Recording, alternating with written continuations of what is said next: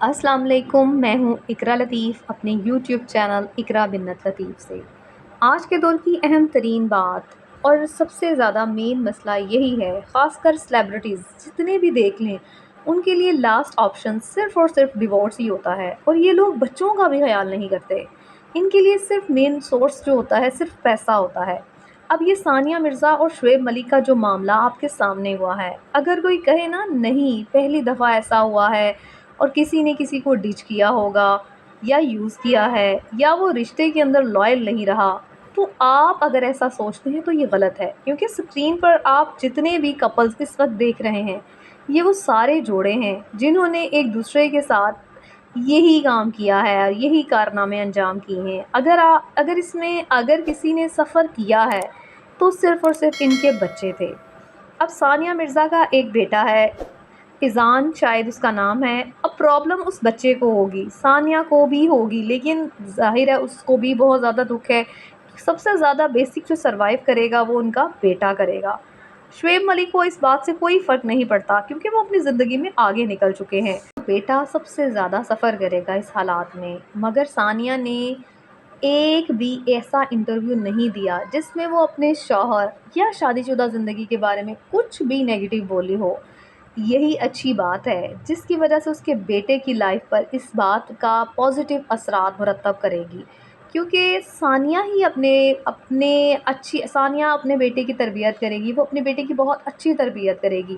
جو مرد بیوی کے ساتھ وفادار نہ ہو، بچہ ہونے کے باوجود اس کے افیئرز ہوں، اور وہ شخص اپنے انٹرویو میں باقاعدہ بول رہا ہے کہ میری زیادہ فیمیل فرینڈز ہیں، مطلب وہ شخص خود ایکسیپٹ کر رہا ہے۔ لیکن بیوی اگر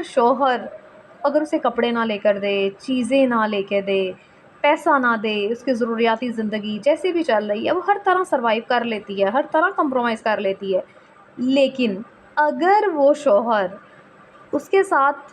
لائل ہی نہ ہو، اس کے ساتھ بالکل سنسیئر ہی نہ ہو، تو عورت کبھی برداشت نہیں کرتی۔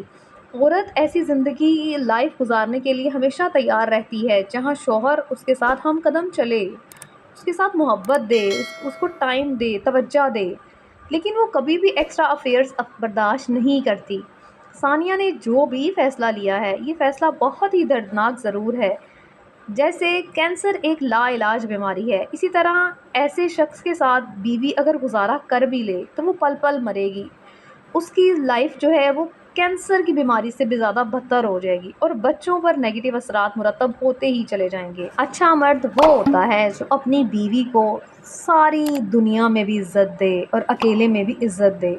اور اچھا شوہر وہی ہوتا ہے جس کو اپنی بیوی کی عزت اور محبت سب سے زیادہ عزیز ہو، کیونکہ اچھا مرد عورت کی زندگی کو جنت بنا دیتا ہے،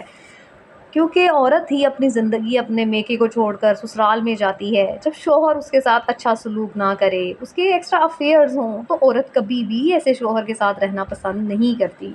ثانیہ نے جو بھی کیا بہت اچھا کیا، میں ایک فیمیل ہونے کے ناطے ایسا نہیں کہہ رہی، میں ایک جنرل طور پر بات کر رہی ہوں، کیونکہ اس لڑکی نے کوئی بھی ایسا انٹرویو نہیں دیا جس میں اس نے کوئی نیگیٹو بات کی ہو، اپنے سسرال کے بارے میں کچھ برا کہا ہو، اپنے شوہر کے بارے میں کچھ برا کہا ہو،